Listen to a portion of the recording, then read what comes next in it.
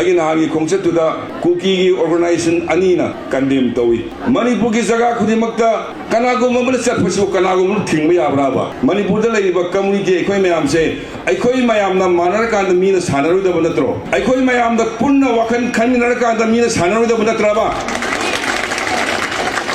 ꯑꯗꯨ ꯑꯣꯏꯔꯒꯗꯤ ꯃꯅꯤꯄꯨꯔꯗ ꯈꯨꯟꯗꯥꯔꯤꯕ कम्युनिटी कुंथ्रा तरुक अखोई मणिपुर सेमबनीना काउदुरसी करिगिनोबा अदि मीना सिक्सेप तारगा अखोई खनदुरसी करिगिनोबा अखोई संगनबा यादबगी ममोंद लेरिसी करिगिनोबा संगनबा याबा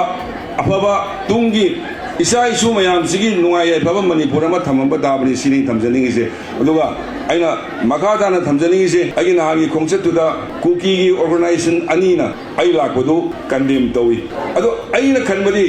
मणिपुर की जगह खुदिमक्ता कनागुमबन चटपसु कनागुमन थिंगबा याब्राबा मणिपुर की जगह खुदिमक्ता कनागुमन चटपसु कनागुमन थिंगबा याब्राबा अइगी इरमदम की जगह अमा इन चटपसु थिंगबा याब्रासिनी अदुना अइगी वाखलना फारुपदा चटनिंगबा जगह चटपाइबसि नागरिक अमगी मथौनी